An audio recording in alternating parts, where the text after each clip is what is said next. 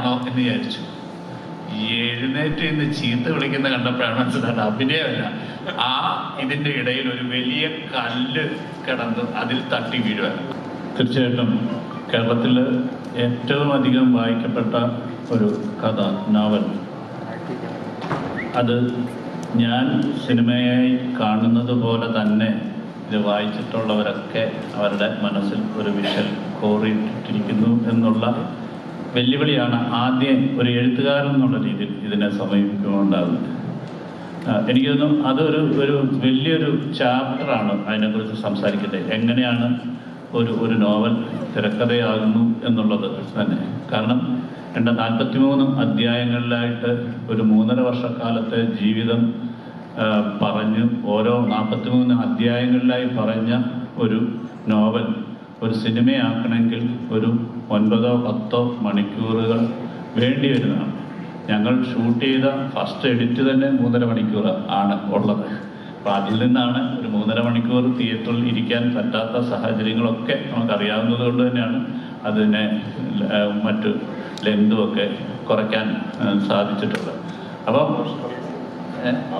അതെ, അത് പിന്നീട് നമുക്ക് റിലീസ് ചെയ്യാൻ പറ്റുന്നതാണ്. കാരണം അത്രയധികം അതിനുവേണ്ടി പ്രത്യേകിച്ച് രാജുവിനോടുള്ള ഒരു ക്രൂരതകളാണല്ലോ.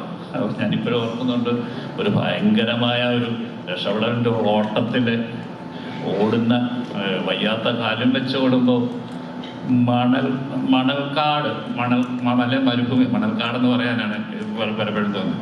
ഈ മണൽക്കാട്ടിൽ പെട്ടെന്ന് നോക്കുമ്പോൾ രാജു തട്ടി മറിഞ്ഞ് വീഴുന്നു.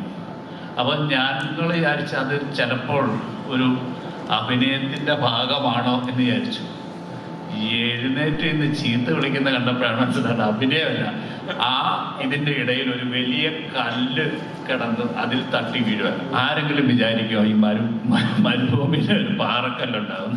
അത് ഏതോ ഒരു മാർക്ക് ചെയ്യാനോ ഒരു ലോറിക്ക് മാർക്ക് ചെയ്യാൻ ഏതോ ഒരു അസിസ്റ്റന്റ് ഡയറക്ടർ ഇട്ടാണ്. പക്ഷെ ഇതൊന്നും എനിക്ക് നിങ്ങളെ കാണിക്കാൻ പറ്റുന്നില്ല. അത് മറ്റൊരു മീഡിയയിൽ കൂടെ ആയിരിക്കും കാണും. അപ്പം ഏറ്റവും ആദ്യത്തെ ചലഞ്ച്, ചോദ്യത്തിലേക്ക് വന്നു കഴിഞ്ഞാൽ ആദ്യത്തെ ചലഞ്ച് എന്ന് പറഞ്ഞാൽ പുസ്തകം വായിച്ചിട്ട് അങ്ങനെ കാണാനിരിക്കുന്ന ഒരു പ്രേക്ഷകനാണ്. ആ പ്രേക്ഷകന്റെ ചലഞ്ചിനാണ് എൻ്റെ ആദ്യത്തെ വെല്ലുവിളിയായിട്ട് ഞാൻ ഏറ്റെടുക്കേണ്ടത്. കാരണം നിങ്ങൾ കാണാത്ത എന്നാൽ അതിനോടൊപ്പം നിൽക്കുന്ന തരത്തിലുള്ള വിഷ്വലുകളിലേക്ക് എത്തുക എന്നുള്ളതാണ് ഒരു ഫിലിം മേക്കറിനെ സംബന്ധിച്ചിടത്തോളം, ഒരു റൈറ്ററിനെ സംബന്ധിച്ചിടത്തോളം ഉള്ള ഏറ്റവും വെല്ലുവിളി.